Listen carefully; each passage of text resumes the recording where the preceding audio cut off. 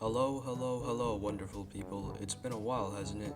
Okay, jokes aside, you might be wondering where I've been, or how come I'm doing long form videos again since forever, and I'll just explain quickly. Basically, I've been learning how to use Blender.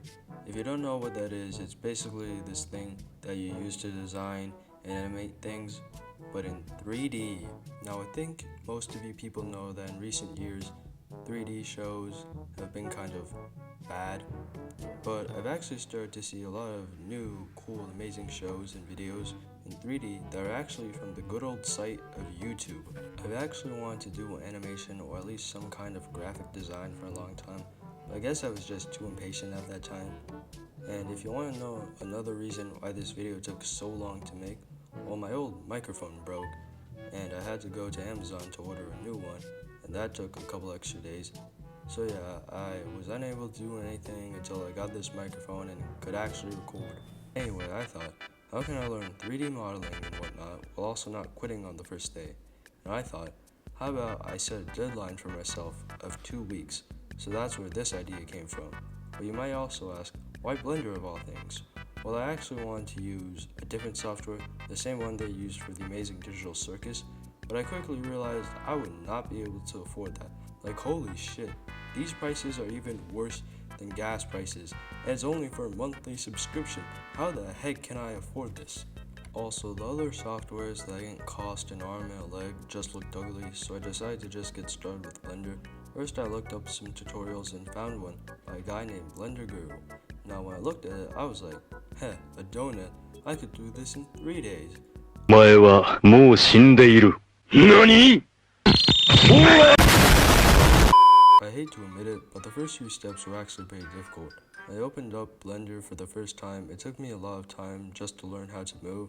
I mean, now that I look back on it, it's probably smart to put the thing you used to move in the corner, just so when you're animating or design, you don't accidentally ruin everything with a misclick trying to move.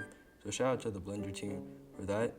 But yeah, I struggled a bit in the beginning, but making the donut base was actually pretty easy.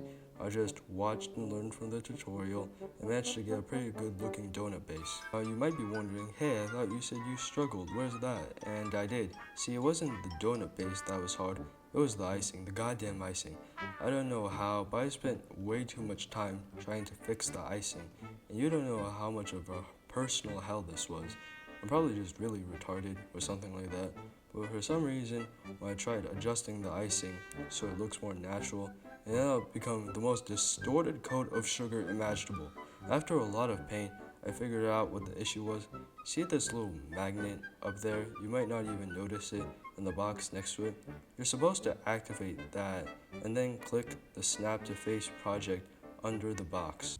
See, the reason you do this is so that the icing will stick to the donut base better, but for me it was absolute hell, because even when I just tried to adjust the icing by like a single millimeter, it would distort in the most unimaginable ways possible. Like, look at this and tell me this doesn't look cursed.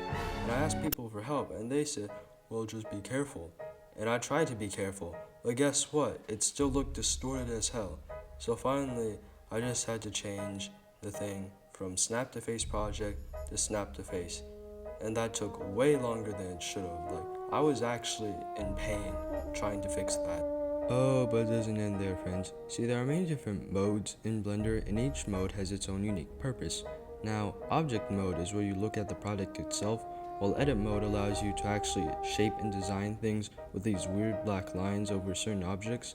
Now, while I was in object mode, I saw that there was this weird wrinkle on the icing, and when I went into edit mode, all the black lines that you use to shape things were distorted in that area.